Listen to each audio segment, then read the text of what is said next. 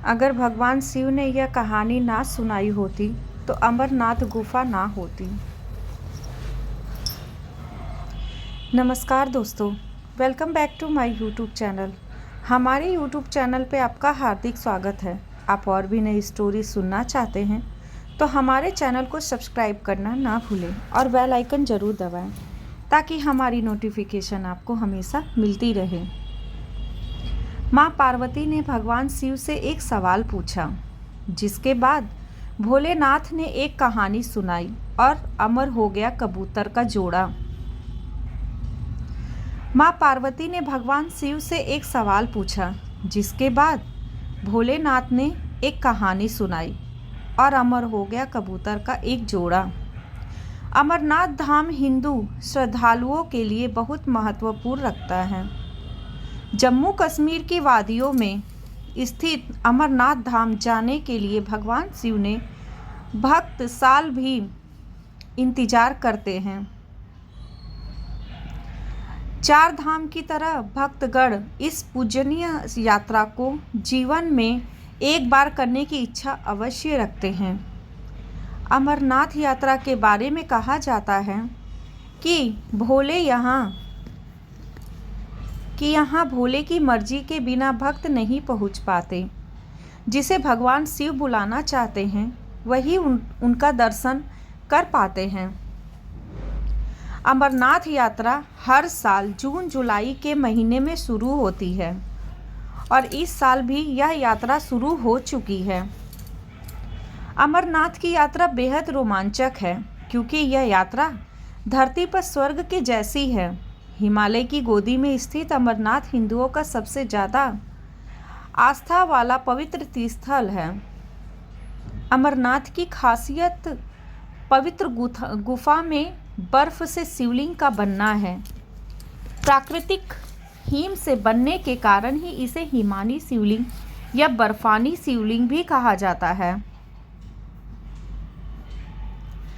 भगवान शिव ने बताया अमर होने का रहस्य।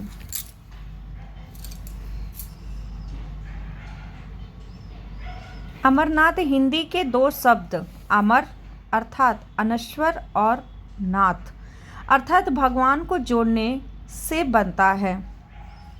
एक पौराणिक कथा के अनुसार जब देवी पार्वती ने भगवान शिव से अमरत्व के रहस्य को प्रकट करने के लिए कहा, जो वे उनसे लंबे समय से छुपा रहे थे, तो यह रहस्य बताने के लिए भगवान शिव पार्वती को हिमालय की इस गुफा में ले गए ताकि उनका यह रहस्य कोई भी ना सुन पाए। और यही भगवान शिव ने देवी पार्वती को भी अमरत्व का रहस्य बताया।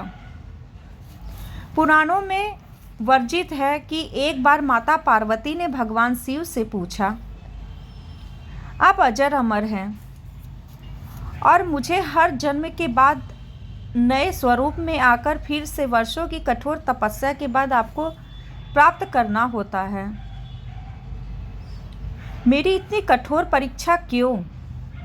और आपके कंठ में पड़ी यह नरमुंड माला तथा आपके अमर होने का रहस्य क्या है? भगवान शिव ने माता पार्वती से एकांत और गुप्त स्थान पर अमर कथा सुनने को कहा, जिससे कि अमर कथा कोई अन्य जीव ना सुन पाए, क्योंकि जो कोई इस अमर कथा को सुन लेता है वह अमर हो जाता है। पुराणों के मुताबिक शिव ने पार्वती को इसी परम पावन अमरनाथ की गुफा में अपनी साधना की अमर कथा सुनाई थी, जिसे हम अमरत्व कहते हैं कि भगवान भोलेनाथ ने अपनी सवारी नंदी को पहलगाम पर छोड़ दिया, जटाओं से चंद्रमा को चंदनवाड़ी में अलग कर दिया और गंगा जी को पंचतरणी में तथा कंठाभूषण सर्पों को शेषनाग पर छोड़ दिया। इस प्रकार इस पड़ाव का नाम शेषनाग पड़ा। अगला पड़ाव गणेश पड़ता है। इस स्थान पर बाबा ने अपने पुत्र गणेश को भी छोड़ दिया था, जिसको महागुणा का पर्वत भी कहा जाता है। पिस्सू, घाटी में पिस्सू नामक कीड़े को भी त्याग दिया। इस प्रकार महादेव ने जीवनदायिनी पांचों तत्वों को भी अपने से अलग कर दिया।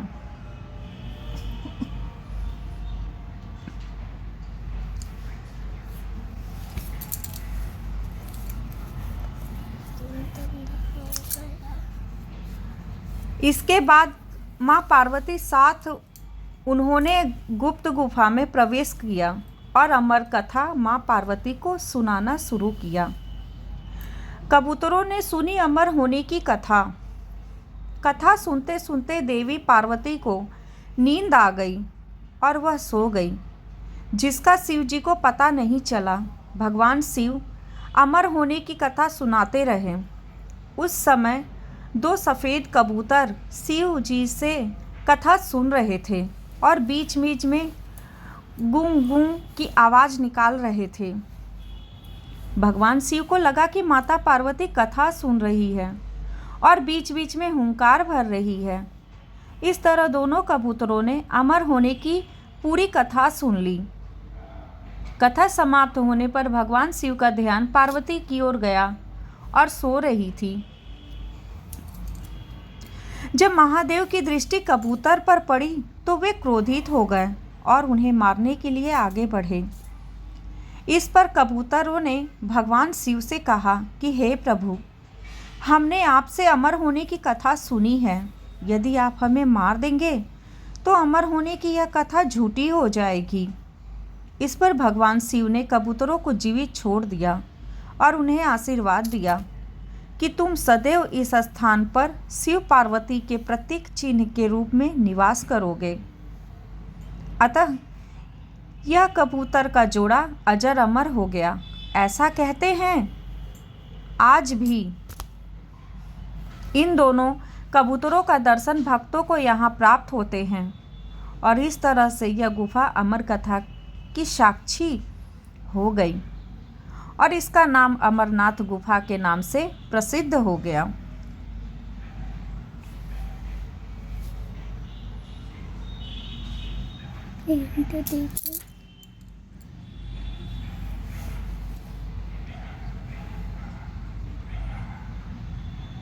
दोस्तों, आपको हमारी ये अमर कथा की कहानी कैसी लगी, हमें कमेंट में ज़रूर बताइएगा और हमारे चैनल को लाइक, कमेंट, शेयर, सब्सक्राइब करना ना भूलें।